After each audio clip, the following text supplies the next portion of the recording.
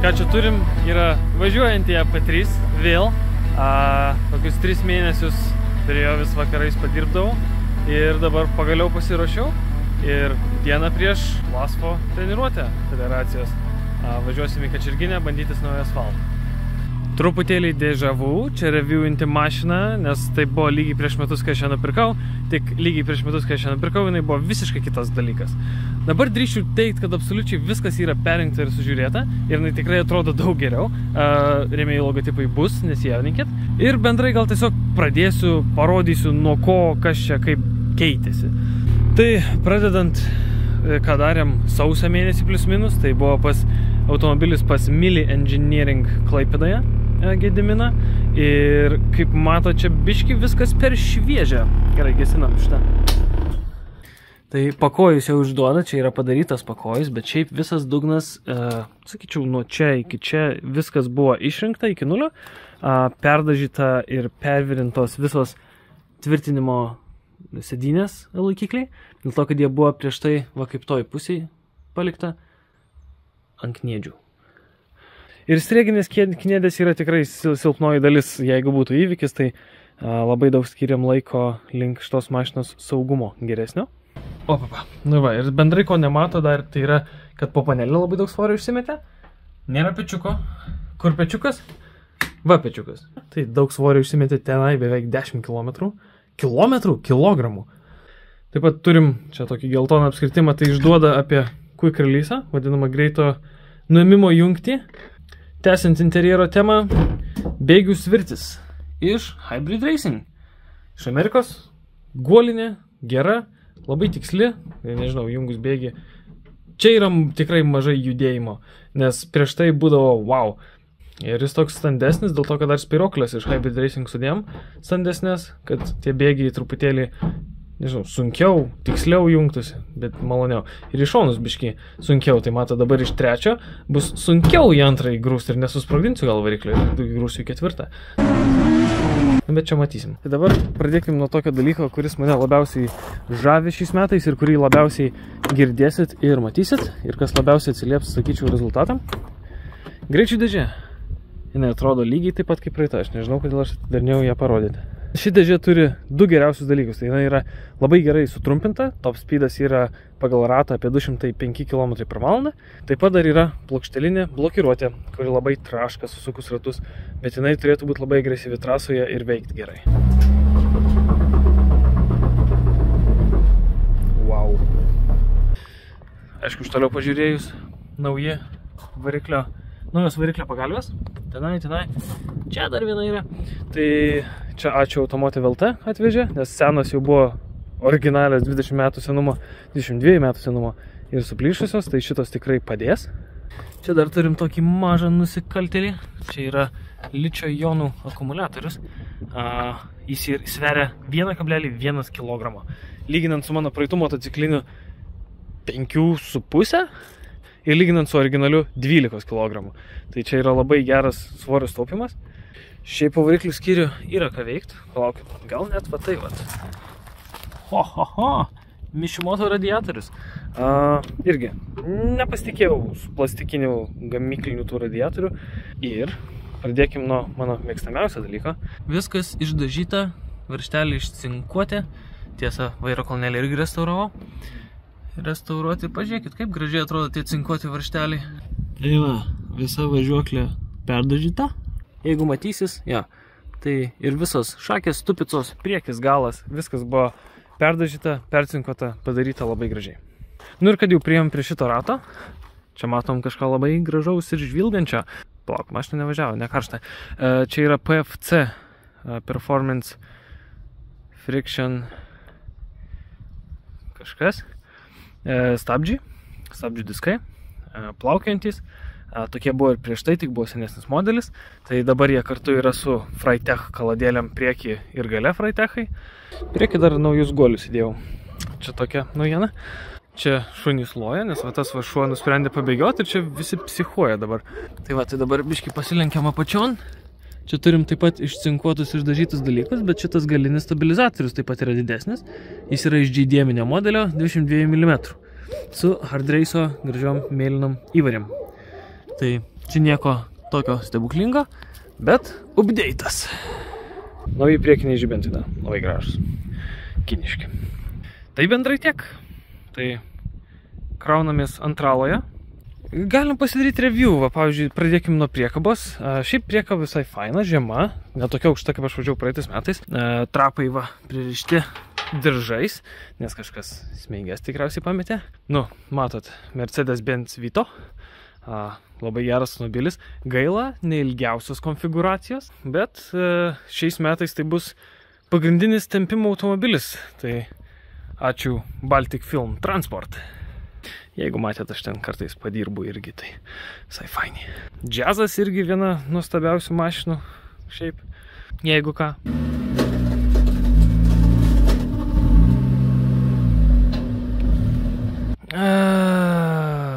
Blemba. Blemba. Yeah, dabar einam daiktus susikrauti. Nu ką, truko ilgiau negu galvojau, bet susikrovėm ir esam pasiruošę rytaus trefkiai. Keltis labai anksti, vairuoti jau tikriausiai pamiršęs, nu tai man bus įdomu, tikrai.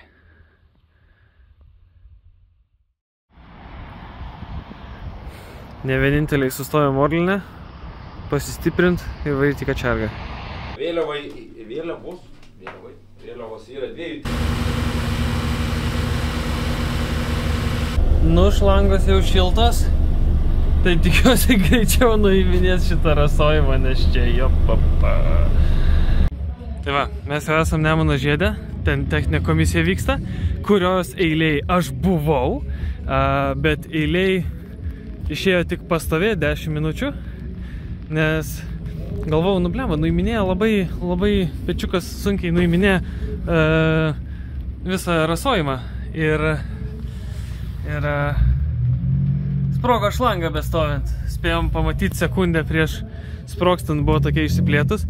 Sulaužiai. Nu ką aš sulaužiau? Ne aš sulaužiau. O kas sulaužiai? Čia va, sprogo viena šlanga. Tu matai, kad čia biški melsva? Ar matai, kad čia biški melsva? Tai va, pasėmėm dar tokios beveik sodo šlangos, nes praeita atrodo štai taip. Tai jinai yra 12 mm, bet, nu, tikrai labai minkšta. Tai paėmėm tokios, jinai biški standesnė, nu net ne biški, tikrai gerai. Apviniosim teipo ir turėtų laikyti šitus važiavimus, nes čia realiai tik valandą tas pečiukas padirbs, po to aš uždarysiu pečiuką ir važiuosim ant sauso. Tai realiai galbūt nespėsiu pavažiuoti dar kokią valandą, bet nuo 1 valandos va jau bus startas. Here comes the sun. Here comes the sun. Vėjas nevaikiškas, bet pravažiavom 3 ratus, kiek spėjom iki finišo vėliavos. Tai bendrai naujas asfaltas yra dievo kūrinys. Jaučiasi labai lengvai, kada mašina pradeda slyst. Ant lietaus važiuoju kaip ant sauso, tiesiog labai prognozuojamai. Visur kitur, tai, nu, Kačerga visur kitur baisoka, bet tai buvo tik tai 3 ratas, kada turėjau grįžti atgal. Tai dabar bus, man atrodo, jei neklystų, lenktynių simulacijos startai. Ir po to gausim vėl važiuoti galimai pagal dangų ant sauso. Tai good.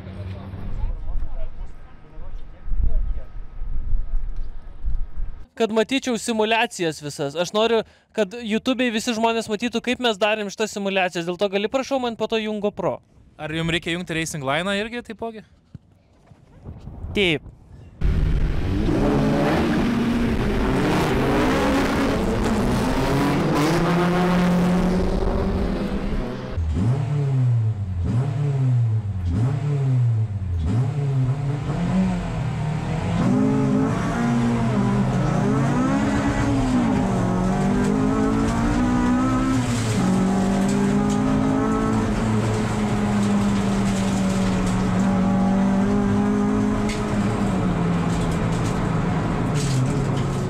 Simulacija pavyko, tikiuosi nebuvo ten per rūkščiai su TCR-u, biškai teko lenkt, nes nenorėjau atsileisti, nežinau, tai buvo. Ir dabar saulutė šviečia, turėjo pradžiūti viskas ir galėsim pagaliau normaliai gazuot. Tikiuosi. Tikiuosi daugiau bėdų nebus.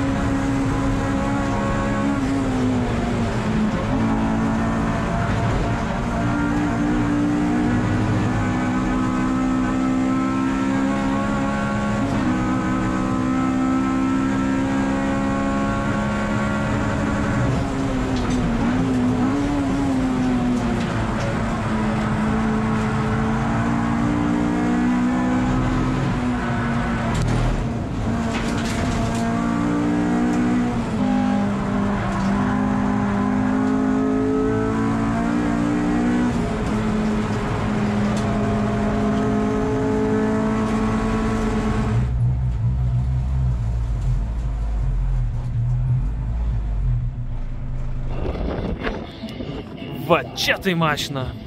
Pirmą kartą normaliai prasilėkiau ir ne tai, kad nebijodamas, bet pripratęs prie šitos mašinos. Tai realiai labiausiai, kas nustebino, yra greičių dėžė. Ne tik jos trumpumas, bet pati blokiruotė. Aš buvau pripratęs, kad posūkį, jeigu tu per greitai ateini ir tau nesisuka mašina, tu tiesiog atleidi gazą. Dėl to, kad trintis, taip toliau, tu sulėtėjai. Bet su šita blokiruotė reikia varyti drąsiai, spaudi gazą ir mašina rotuoja. Čia yra man labai nepažįstamas jausmas ir kai dabar aš jį supratau, viskas puikiai ėjosi. Nu, tiesiog mašina rotavo ir taip toliau ir tiesiog aš padangas perkaitinau, nes buvo pora nešvarių ratų, tai stengiuosi varyti kuo daugiau švarių ratų ir kuo daugiau važiuoti. Įvežiau minutę 20,2, kas yra mano geriausias laikas pagerinus 1,5 sekundės jau. Ir vieną ratą važiavau su delta minus 0,7 ar minus 0,8, reiškia, kad mano ratas jau buvo tiek greitesnis ir man atrodo, jo, kylant į Makuškę, biškį ant žolės užlipau, nes azartas buvo tikriausiai pagerinti rekordiškai. Bet galėjo būti 1,19 ir šitą mašiną su daug optimizavimo 1,18 važiuotų tikrai. Šita kačerginės konfiguracija yra wow. Tai čia jau pasibaiginėja paskutinė sesija su 3 stabdymo zonom. O čia pasibaiginėja ir mano diena su Civicėliu. Esu labai stipriai nustebintas. Yra dar ką truputėlį pasitvarkyti, bet greičio prasme čia yra kosmosas. Vertinu šitą iniciatyvą iš federacijos, kad turėjom nemokamą treniruotę, kai man tai labai yra svarbu. Ir realiai kitas pasimatymas, tai kad ir kaip tai skamba įdomiai, bet bus Parnų Estijoje, Baltijos pirmame etape. Nebent dar kažkur pasitreniruosiu, bet tikriausiai ne. Tai va, ačiū už dėmesį ir pasimatom kitą kartą.